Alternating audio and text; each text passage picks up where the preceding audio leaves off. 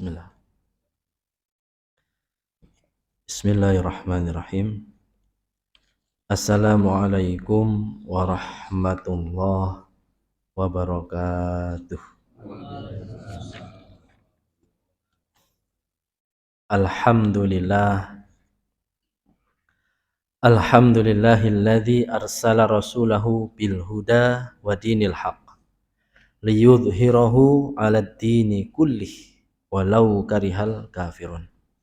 Asyhadu an la ilaha illallah wahdahu la syarikalah wa asyhadu anna Muhammadan abduhu wa rasuluh la nabiyya ba'dah amma ba'du. Yang kami hormati seluruh jamaah Masjid Baitur Rahman Perumda Suko, terutama jajaran pengurus takmir masjid.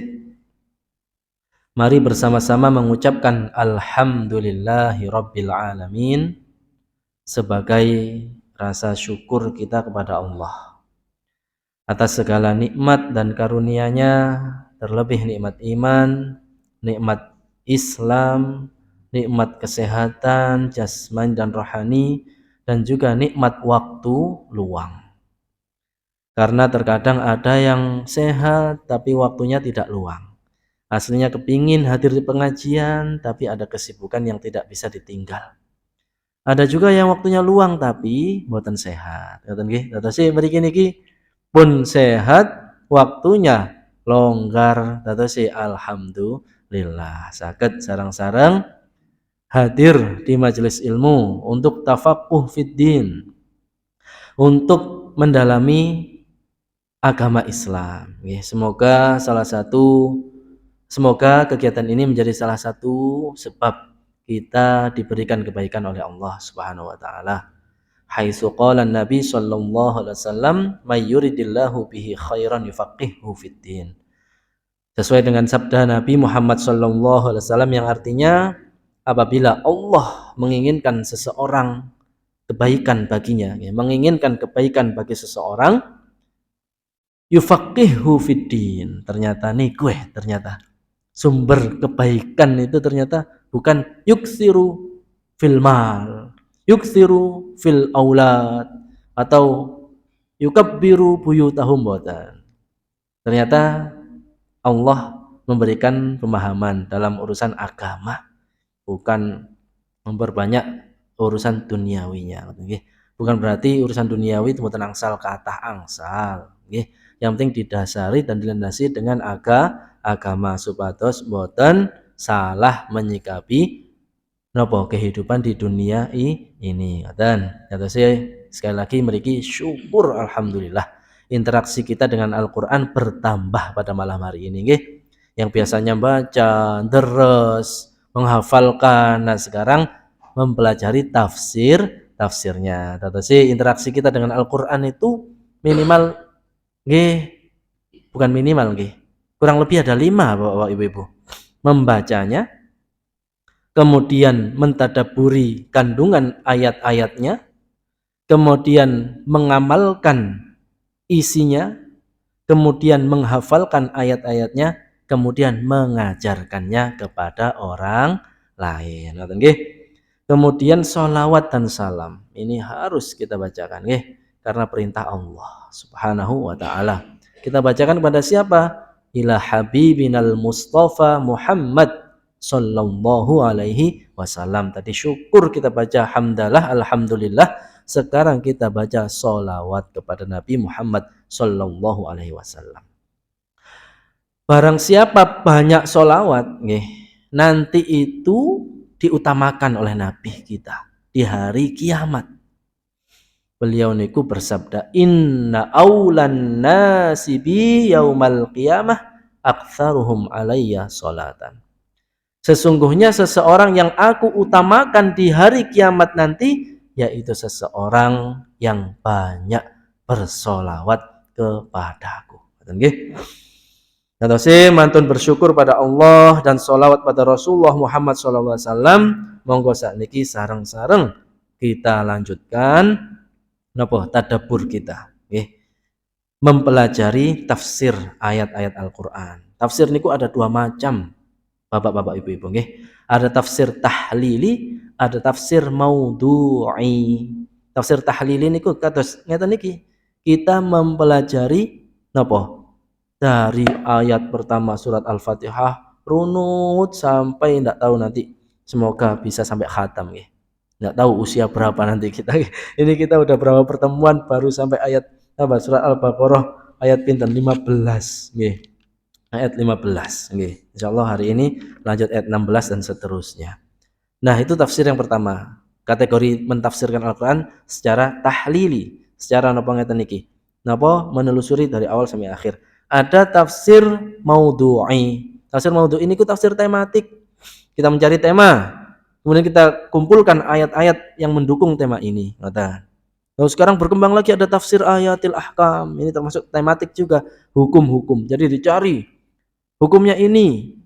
Jadi dari awal Al-Quran sampai akhir Al-Quran itu dicari yang berkaitan tentang hukum-hukum saja. Tentu sih hal-hal yang tidak berkaitan tentang hukum tidak ditafsirkan. Ada tafsir ayatil ahkam juga karangan Syekh Ali As-Sabuni, kitab yang kita pelajari sekarang. Sekarang berkembang lagi ada namanya tafsir al-iqtisadi, tafsir ayat-ayat ekonomi. Berarti ayat-ayat yang berkaitan dengan perekonomian saja yang ditafsirkan. Nah, kita mempelajari tafsir at-tahlili, yaitu tafsir runut. Berarti sekarang kita sampai di ayat 16. A'udzu billahi minasyaitonir rajim. Harus membaca ta'awud dulu sebelum membaca Al-Qur'an. Diharuskan membaca ta'awud. Kenging nopo? Supados Al-Qur'an ini memiliki athar kepada diri kita. Athar itu bekas atau efek, pengaruh. Karena sebenarnya Al-Qur'an itu oleh Allah diberikan kepada siapapun. Efeknya itu diberikan pada siapapun. Tapi kok kata sing boten angsal pengaruh itu? Karena dihalangi oleh setan. Itulah kenapa a'udzubillahi minasyaitonirrajim ini merupakan pertemuan pertama kita dengan Al-Quran, ya harus ta'awud dulu. Intinya kita ini meminta perlindungan kepada Allah dari godaan setan yang senantiasa mencari kelemahan kita. Termasuk kelemahan dalam pas ngaos Al-Quran itu boten enten efek yang merasuk dalam jiwa. Nah, ini berarti kita harus lebih kuat lagi ta'awudnya. Nah, setan itu pintar mencari titik-titik kelemahan dalam diri kita. Mungkin kita ini sudah kuat dalam urusan sholat, urusan ngaji. Ternyata ada kelemahannya orang ini, lemahnya di urusan harta benda. Jadi dijadikan orang ini tertipu oleh rayuan setan sehingga ragu ketika mau sedekah.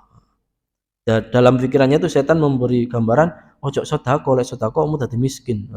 Padahal itu tipuan, itu bohong. Yang benar adalah mana qasad shadaqatun min malin. Sabda Nabi kita Muhammad SAW, harta tidak akan berkurang dikarenakan sedekah. Ada mungkin orang yang sudah kuat dalam urusan harta benda niku wis luman, sedekah, zakat, salat mempeng. Tapi kelemahannya nun sewu dalam urusan syahwat.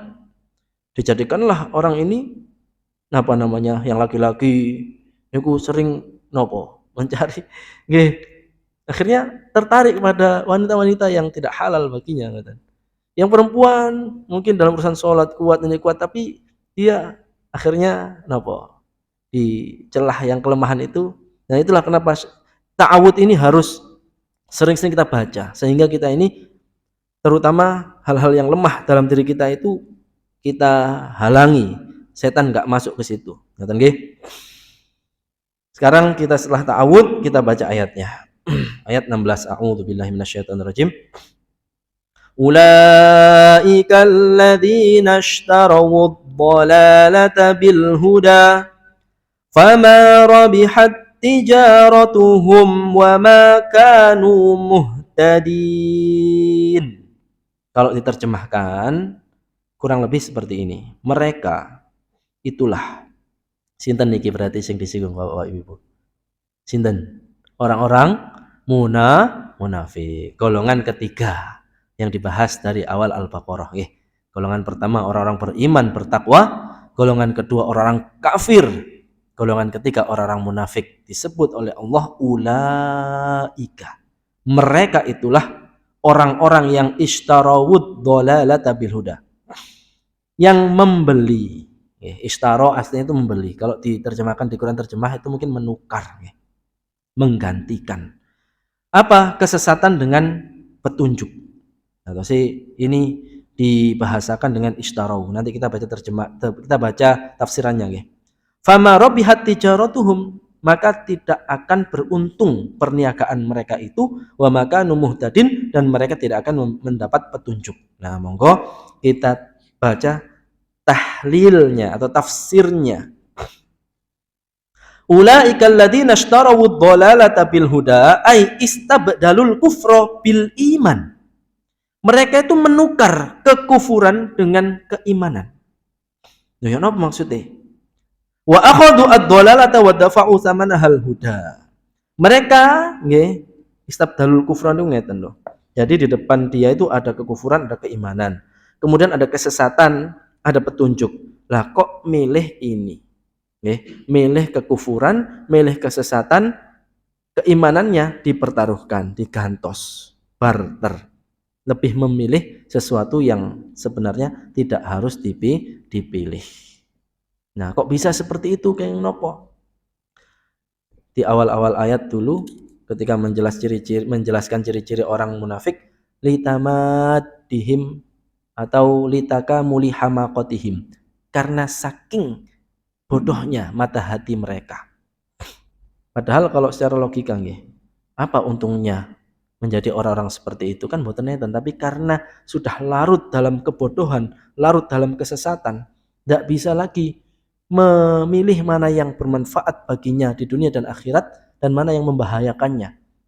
Ngoten, terbutakan mata batinnya. Contoh jenengan dipilih ini ada air jernih, terus di sini ada air keruh. Ya, secara logika nggak mungkin kita memilih air keruh, pasti milih yang sahih ini. Kita tahu ini bermanfaat, aman dikonsumsi. Begitu juga seharusnya orang-orang munafik itu, kenapa kok enggak beneran aja jadi orang iman? Kenapa hanya pura-pura?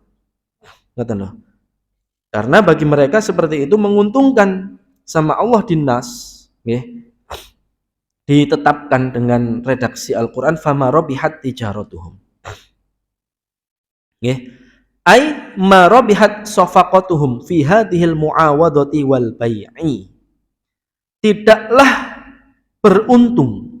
Nah, Allah menafikan keberuntungan bagi mereka. Kenapa? Karena mereka menganggap ini menguntungkan mereka. Di dunia mereka merasa ini menguntungkan mereka. Orang munafik itu penuh kepentingan. Melihat di sana, oh kayak enak kono iki enak iki uripku. Wis tak mlebu kono. Ternyata gak sesuai, pindah lagi, gak punya komitmen, tidak punya integritas. Ngoten. Famarabihat shafaqatuhum, shafaqah niku akad. Akad atau al-bai'ah. Transaksi, jual beli. Transaksi dibahasakan oleh Allah bahwa orang-orang munafik ini seperti orang yang jual beli. Di hadapannya ada dua, sing ditumbas niku kekufuran dan kesesatan, lah kok sing didamel bayar hidayah dan petunjuk dan keimanan. Padahal nggak mungkin orang sehat, akalnya sehat, tumbas itu mesti barang yang manfaat nggih. Leres. Panjenengan nate napa tumbas sesuatu sing membahayakan. Lek mriki insyaallah mboten nggih, tapi kadang orang ada susah-susah mencari uang, nah kok ditamel hal-hal yang maksiat, ditamel hal-hal yang haram, ditamel hal bagi mereka ini membahagiakan. Kadang orang sampai bingung menggunakan uangnya untuk apa, saking banyaknya. Akhirnya nun sewu tertangkap karena narkoba. Ini analogi sederhananya, logika sederhananya seperti itu. Orang munafik itu yang dibeli malah sesuatu yang merugikan mereka, yang dipertaruhkan, yang dibuat bayar itu keimanan dan petunjuk dari Allah. Udah jelas-jelas gembule Nabi Muhammad. Ini kan ayat ini kan diturunkan di Madinah. menjelaskan orang-orang munafik yang saat itu hidup di tengah-tengah para sahabat. Lewis bagus-bagus sholat, ikut berjihad, kenapa enggak totalitas ngoten lho? Kenapa kok pura-pura? Nah, ini juga pesan bagi kita, hidup harus seperti orang-orang yang bertakwa, jelas keimanannya, jelas ketakwaannya, tidak boleh napa lain ladang lain belalang. Nggih. Teng mriki A, teng mriki B, ya mboten angsal. Kedah napa menunjukkan Islam ya Islam. Tidak pura-pura, ngoten nggih. Kemudian di sini dilanjutkan fi hadhil muawadati wal bai'i, tidak akan beruntung transaksi mereka dalam urusan tukar menukar ini atau perdagangan ini. Wa makanu muhtadin ay wa makanu rasyidina fi sani'ihim dzalik. Nggih. Mereka tidak akan mendapat kebaikan dalam perbuatan mereka itu. Ala tariqil haq wa tasawufihim. Li'annahum khasiru sa'adatat daraini. Nggih. Karena mereka ini akan rugi, tidak mendapatkan sa'adatat daraini. Sa'adah niku kebahagiaan. Ad-daraini itu arti bahasanya dua rumah. Maksudnya itu dunia dan akhirat. Mereka rugi, tidak mendapatkan kebahagiaan di dunia, terlebih di akhirat. Nah, ini apa namanya? Maksud dari wa makanu muhtadin, mereka itu tidak akan atau tidak mendapatkan kebaikan, tidak mendapatkan petunjuk, tidak akan kembali ke jalan yang lurus, dan dia akan tetap dalam napa niku taslubu fihi, dia akan tetap berada di pilihan mereka itu. Orang-orang pun kadung munafik, ngoten nggih. Summa, kemudian di sini dijelaskan daraba ta'ala matsalaini. Nah, kemudian setelah dari ayat 8 sampai ayat pinten niku wau 16 nggih, menjelaskan ciri-ciri, terus konklusi, intinya orang munafik itu orang yang rugi dunia akhirat. Kemudian Allah ingin memberikan gambaran pada kita bagi orang-orang munafik biar lebih jelas napa bagi kita keadaan mereka yang sebenarnya itu seperti apa. Allah memberi di sini dua perumpamaan, nggih. Wadduha fihima khasaratahum al-Fatihah. Yang mana Allah ingin menjelaskan pada kita dengan dua perumpamaan ini, menjelaskan kepada kita betapa besar Al-Fatihah niku besar, khasaratihim. Bai wadduha fiha khasaratahum al-Fatihata, yaitu betapa besar kerugian mereka. Faqala, kemudian Allah berfirman di ayat 17, nggih. Mathaluhum kamathalil ladzi istauqada nara. Ini. Jadi sepotong ditafsirkan riyen ngoten nggih. Mathaluhum, perumpamaan mereka. Kamathalil ladzi istauqada nara, seperti orang yang menghidupkan api. Ya, kalau tangklet sakniki. Mriki ketika sudah matahari terbenam, apa yang kita nyalakan Bapak Ibu? Lampu nggih. Tiang rin boten dereng enten listrik niku nguripaken oblik lilin ngoten nggih. Nah, kalau mati lampu ternyata kalau yang punya jet set alhamdulillah, sing boten enggak ada. Oh, alhamdulillahnya sekarang sudah ada HP, bisa pakai senter. Sakniki senter boten payu. Setiap orang sudah punya senter di HP-nya masing-masing.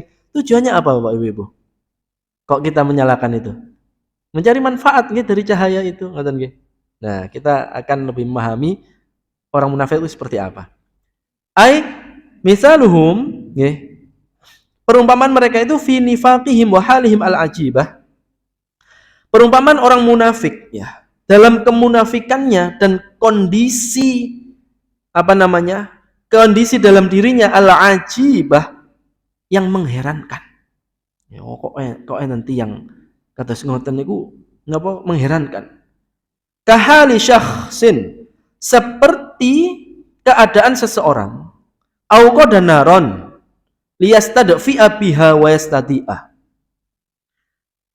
menyalakan api untuk dua tujuan, mencari kehangatan dan mencari cahaya, agar boten kademen dan agar dapat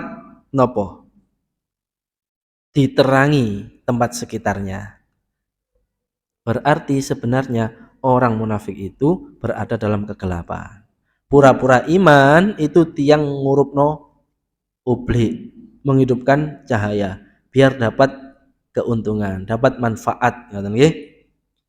Fama ittaqadat hatta intofa'at. Akan tetapi orang munafik itu baru nyala ternyata mati lagi. Wa tarakathu fi dhalamin damisin wa khaufin syadidin. Dan orang-orang munafik ini ditinggalkan atau berada dalam suatu kegelapan yang gelap gulita dan rasa takut yang sangat. Nggih. Kalau tanglet panjenengan ketika mati lampu nggih, terus kemudian baru nyala, mati lagi. Mboten gadah oblik, mboten gadah lilin, mboten apa. Kinten-kinten nyaman atau tidak nyaman? Kalau ngantuk nyaman, wis gawe turu ae. Tapi kan nggak bisa kemana-mana. Kecuali kalau kita di dalam rumah sudah hafal, mau kamar mandi sudah hafal meraba-raba seperti ini, tapi kan tetap nggak nyaman. Orang munafik itu hidupnya nggak nyaman. Di sini kan Allah menggambarkan orang menyalakan api, kemudian apinya padam, pun tidak nyaman. Orang munafik itu orang yang hidupnya tidak nyaman, tidak tentram, tidak adem ayem, ngoten. Karena seperti bunglon, ngoten. Maksudnya harus selalu menyesuaikan lek ngene kudu ngene,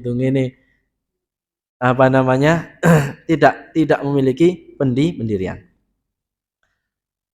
Falamma, lanjut ayatnya, falamma adha'at ma haulahu dhahaballahu bi nurihim.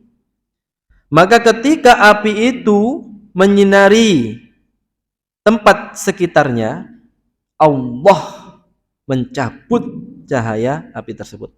Ay falamma anaratil makan alladhi haulahu fa absara wa amina. Ini perumpamaan nggih. Kita bayangkan orang ini, ada orang menyalakan api terus merasa aman nggih, sudah tempatnya sudah terang, terus bisa melihat, merasa aman. Wasta'nasa bitilkan nar, istaskanah itu istaskana, artinya merasa nyaman nggih, sakinah, merasa tentram, bitilkan nar al-musyi'ah al-mudi'ah dengan api dan cahaya yang terpancar tadi. Ternyata dhahaballahu binurihim, Allah mencabut, menghapuskan cahayanya. Ay atfa'ahallahu bil kulliyah, hilang sama sekali cahayanya. Fatalashat an-nar wa udiman nur. Akhirnya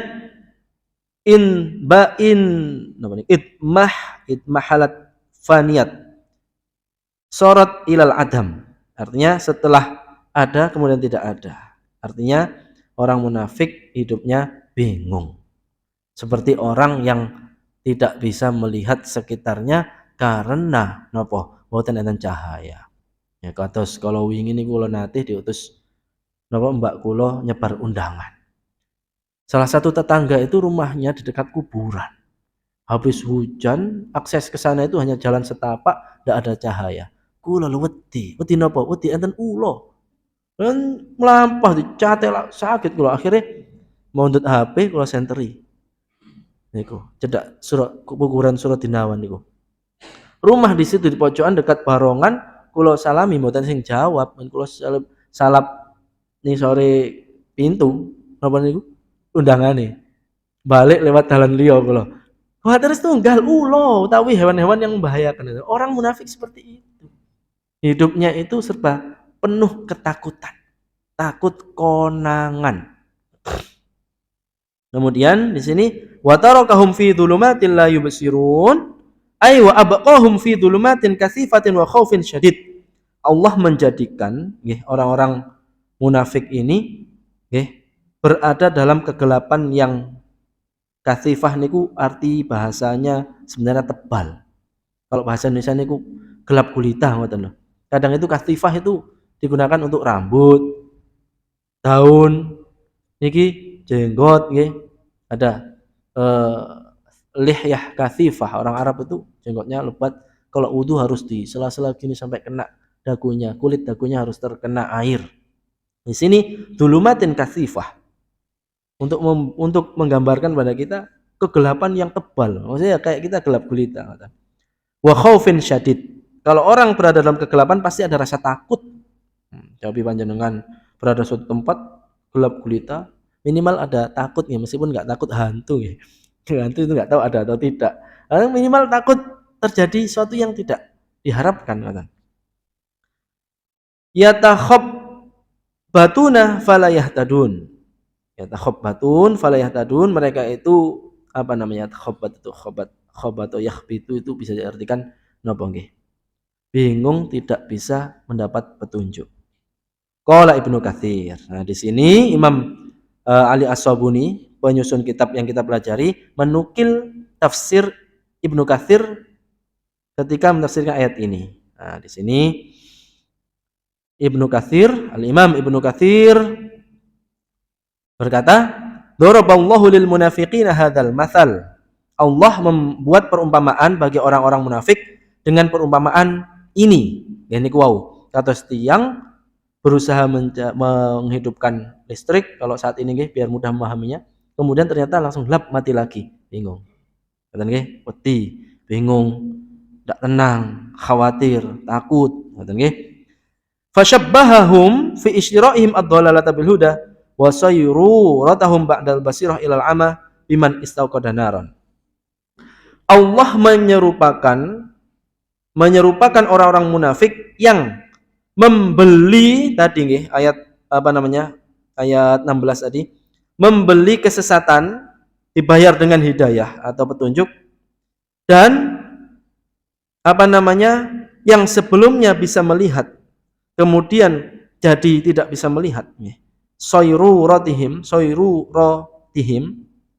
ba'dal basirah ilal ama, setelah bisa melihat kemudian menjadi buta. Itu biman istauqada naron, diumpamakan dengan seseorang yang menyalakan api. Falamma adha'at ma haulahu wa intafa'a biha, ketika api itu sudah menerangi sekitarnya dan orang tersebut mendapatkan manfaat dari cahaya tadi, wa ta'annasa biha wa absara ma an yaminihi wa shimalih, dan merasa aman dengan api tadi, dengan cahaya tadi, sehingga bisa melihat kanan kirinya. Kata sekolah ingin niku enten cahaya HP, akhirnya alhamdulillah bisa melihat, aman, terus melampang ngoten nggih.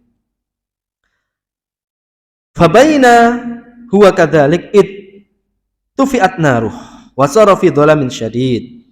Baru kita bisa bayangkan ya, ketika saya waktu itu nggih, seandainya pakai HP, jalannya jauh, gelap gulita, habis hujan, takut ada ular, baterainya habis, mati HP. Ya napa kula? Wah, ya apa iki? Nah, itu digambarkan di sini, itu fiat naruh, baru alhamdulillah bisa melihat, bisa mendapatkan manfaat, bisa tenang. Ternyata hilang cahaya tersebut. Wasara fi dhalamin syadid, berada dalam kegelapan yang sangat, la yubsiru wa la yahtadi, tidak bisa melihat, tidak bisa dapat petunjuk. Ini perumpamaan. Kesimpulan dari Imam Ibnu Katsir, fakadzalika haula'il munafiqun. Demikianlah keadaan orang-orang munafik fi istibdalihim ad-dhalalata iwadun anil huda, yang mana mereka itu mengganti, menukar napa wau yang ditukar? Hidayah dari Allah sudah jelas di depan mata, kok boten dipundhut, malah milih berada dalam kesesatan. Wa istihbabihim al-ghayya ala rusydi, mereka lebih suka berada dalam kesesatan daripada berada dalam jalan yang benar. Ya napa tiang atas ngoten niku? Tiang mboten semrap dalan mriki tangklet. Bu, jalan ini di mana nggih? Mriko Pak, belok kanan. Mboten, ngiri mawon nggih, kesasar. Mun dikandhani gak percaya. Tuturi handayani, dituturit malah ngandani. Lah nggih, tiyang tangklet dikandani kok malah mboten purun napa mengikuti petunjuk itu. Milih berada dalam pendapatnya sendiri yang sebenarnya itu tidak benar. Pundi wau. Wa fi hadzal matsal, dalam perumpamaan ini dalalatun, merupakan bukti, ada petunjuk yang jelas ala annahum amanu tsumma kafaru. Sebenarnya mereka itu sempat beriman, kemudian kembali kafir. Imane mboten mateng, mboten pakem, penuh keraguan, balik kafir. Itu terjadi ibu-ibu, bapak-bapak, di saat Rasulullah Isra Mi'raj. Nggih, Isra Mi'raj itu terjadi itu kemudian ada tahwilul kiblah juga. Itu sebagai ujian bagi orang-orang yang beriman. Kuat nggak imannya? Karena ada yang nggak kuat imannya akhirnya kembali kafir. Isra Mi'raj itu terjadi kurang lebih 18 bulan atau 16 bulan sebelum Rasulullah hijrah ke Madinah. Di saat umat Islam sangat tertindas di Makkah.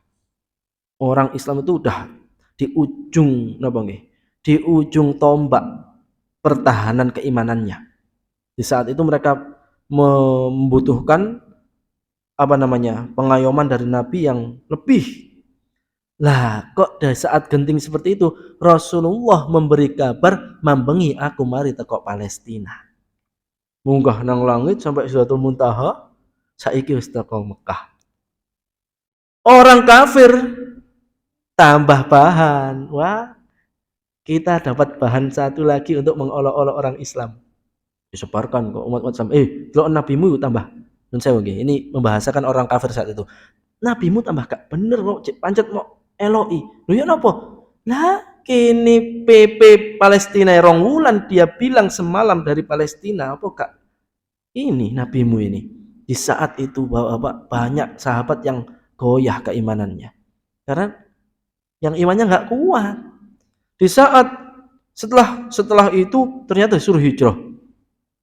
Ketika setelah hijrah, tidak lama setelah hijrah, ada peristiwa lagi yang menjadi ujian keimanan para sahabat, yaitu tahwilul kiblah. Perubahan arah kiblat. Sebelumnya ke arah Masjidil Aqsa di Palestina, kemudian ditahwil, dioper sama Allah ke arah Masjidil Haram. Nah, ini juga orang-orang yang imannya nggak kuat, goyah. Kenapa? Nggak kuat dengan olok-olokan orang-orang Yahudi, orang-orang Quraisy, kafir Quraisy. Ngeten kata-katanya. Lah iya, awakmu iki sing bener piye sih? Jarene Islam itu bukan Yahudi, padahal awakmu wingi kiblatnya nang kiblatku Palestina, kiblatnya orang Yahudi. Nah sekarang lebih parah lah, kok madhep kono Ka'bah pinggir-pinggir akeh berhala, gone wong musyrik. Ngoten. Orang yang sufaha, orang yang kurang akalnya itu berkata, lah apa iki pindah-pindah barang. Illa lina'lama mayattabi'ur rasulah mimma yanqalibu ala aqibahi. Tujuan Allah ternyata di situ. Kami tidak kami tidak menjadikan perubahan kiblat ini illa lina'lam, kecuali kami ingin tahu, kata Allah.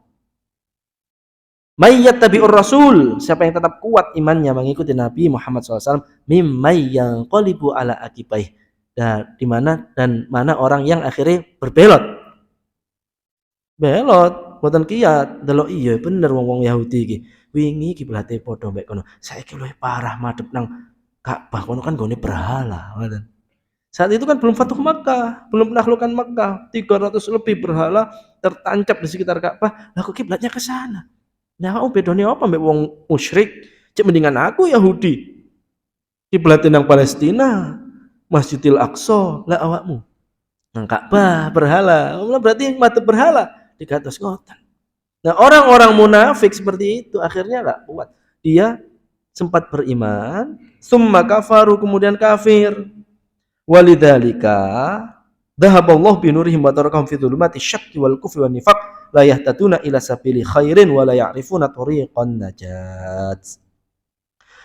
Oleh karena itu Allah mencabut cahaya tadi yang sudah sempat iman tadi niku pun karena dia tidak kuat dalam keimanannya, menukar keimanannya dengan napa wau kekufuran, terus kesesatan pun mesisan sama Allah, dibiarkanlah mereka fi dzulumati syakki wal kufr. Dia berada dalam gelapnya keraguan-raguan, kekufuran, kemunafikan, la yahtaduna ila sabili khairin. Dia tidak bisa melihat mana jalan yang baik. Wala ya'rifuna tariqan najah. Mereka tidak tahu mana jalan keselamatan. Kemudian sama Allah di sini dihadirkan ayat yang mana menggambarkan keadaan mereka.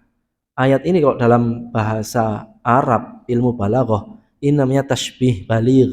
Tashbih itu perumpamaan yang balik, yang sangat mengena, karena tidak ada tidak ada komponen yang biasanya ada. Ya, biasanya kan ngeten kalau kita mau menyerupakan kan ngeten nggih.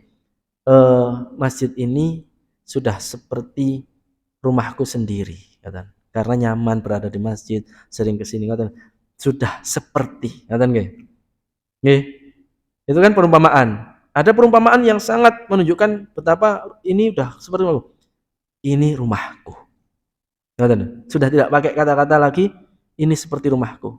Saking betapa aku nyaman di masjid ini, katanya contoh mawon. Nah, di sini Allah juga menggunakan gaya bahasa seperti itu. Apa firman Allah? Summum bukmun umyun fahum la yarji'un. Summum, tuli, bukmun, bisu, umyun, buta. Apakah orang-orang munafik waktu itu seperti itu? Boten, maksudnya seperti, ngaten. Tapi saking nemene, tidak pakai kata-kata di sini seperti. Langsung dikatakan summum bukmun umyun fahum la yarji'un. Apa artinya di sini? Aihum kasummi. Nah, tafsirannya pakai kata-kata seperti. Mereka itu seperti orang yang tuli. La yasma'una khairan. Telinganya aktif tapi tidak bisa menangkap kebaikan yang didengarnya. Al-Qur'an melebet tapi mboten merasuk ke jiwanya. Dia menyaksikan wahyu turun hidup di tengah-tengah Rasulullah. Ini orang munafik yang saat itu disinggung oleh Allah. Tapi ternyata seperti orang tuli. Kados mboten nate mireng Al-Qur'an ngoten. Nah, mriki hati-hati. Dengar ternyata ndak taat. Dengar ayatnya, aturan Islam itu seperti ini. Kita iman sebagian, kemudian yang sebagian lain enggak iman, enggak boleh, hati-hati. Sholat iya, disuruh yang lain enggak mau. Nah, itu seperti orang berarti kan enggak dengar tapi enggak melakukan, kan seperti orang yang tidak dengar. Kemudian di sini dikatakan lagi bukmun aikal kharsi, seperti orang bisu. La yatakallamuna bima yanfa'uhum. Mereka itu tidak berbicara dengan sesuatu yang bermanfaat bagi mereka. Orang munafik berarti omongannya buatan manfaat. Umyun, buta. Aikal umyi. Di sini ada kata kal. Ditafsirkan dengan kata-kata seperti. Seperti orang yang buta, la yubsirunal huda wa la yattabi'una sabilah. Mereka orang buta itu kan bon saged ningali kan Pak nggih, Bu. Yang buta bon saged ningali kecuali teng Mesir. Dosen kula niku buta. Tapi saged ningali. Niki Mas Faisal ini saged cerita. Mas Faisal Reza. Kula nate pas kuliah lenggah teng rodok ngajeng. Teng mburi niku lare-lare Mesir niku nggih sewu. Mesir itu kan dulu ada dua legendaris, tokoh legendaris, Nabi Musa, Nabi Yusuf, tapi ya juga ada Fir'aun, ngoten kan nggih. Jadi ya ada mahasiswa itu yang nakal nggih, ngoten. Mahasiswa asli Mesir. Kalau kami orang Indonesia, orang Malaysia nggih. Menapa nggih insyaallah napa mboten neko-neko teng mriku. Lah kok lenggahene teng dhuwur meja. Teng mburi piyambak kula mboten ningali. Kok ata lungguh teng meja. Guru dosen moro-moro lenggah ngeten, tak inta ilegalis alal maktab injil ngoten. Kula kaget, lah apa dosen iki? Saya lihat ke belakang. Inta ilegalis alal maktab injil niku artinya, "Hei kok, saya lungguh nang dhuwur meja. Ayo mudun." Orangnya tahu dari mana? Coba Ibu, ya napa jenengan? Berangkat ke kelas itu gandeng asisten dosennya. Pakai jubah, pakai kopiah Al-Azhar, ngoten. Dosen tidak bisa melihat, buta. Tapi di sana itu banyak orang buta tapi hafal Quran. Mata batinnya itu mungkin sangat dekat dengan Allah. Teman saya kuliah itu juga ada yang buta. Kemana-mana digandeng temennya. Gini, matanya bisa melihat. Tapi ternyata hafalan Qurannya lebih kuat, lebih mungkin dibandingkan kami-kami yang bisa melihat. Paling ya kakek dosa, mripate sing iso ndelok. Dia kan buta, tidak bisa melihat maksiat. Akhirnya pakai pendengaran, ngafalin Qurannya itu pakai audio. Nonton saya terus merojaah, saya lihat ya subhanallah. Ada lagi saya tuh nggak nyangka. Satu lagi ini kalau jenengan ke Mesir ngelihat orang ini paling dikira satpam, nun sewu. Dikira nggih office boy. Ternyata dosen. Pakaiannya itu jubah lusuh ngoten. Tapi buta pisan ngoten lho. Kemana-mana digandeng putra nih. Ternyata dosen di Al-Azhar. Yang saya heran lagi ketika saya sholat Jumat di masjid di belakang kampus, yang khotib beliau, yang pakai baju yang sangat sederhana itu. Dan semenjak saya pertama kali dengar khutbah beliau, semenjak itu saya nggak mau sholat Jumat kecuali di masjid itu. Subhanallah, yang disampaikan mengalang-alang orang yang bisa baca, yang bisa melihat. Saya setiap Jumatan di situ, saya buka HP recorder, saya rekam, saya dekatkan apa? Niku speaker nih Pak. Ada sampai sekarang filenya itu. Mungkin saking ilmunya itu luar biasa nggih. Kula niku berusaha ingin menyusun teks khutbah Jumat dari yang beliau sampaikan, ndak jadi-jadi. Satu judul ndak jadi, mungkin gara-gara saya nggak izin dulu paling waktu ngerekam itu. Nggak izin dulu, nggak barokah. Tapi saya dengarkan luar biasa penyampaiannya, ya Allah, subhanallah. Lah mboten mungkin dados dosen lek mboten hafal Quran, mboten nguasai hadis, mboten nguasai ilmu-ilmu sedanten ngoten lho. Nah, di sini orang-orang munafik itu matanya sehat tapi mata batinnya tertutup. Pun cekap nggih. Ya niki pun mantun supun apa jenenge mau adzan tapi ini saya bacakan sedikit lagi Ustaz, mohon maaf.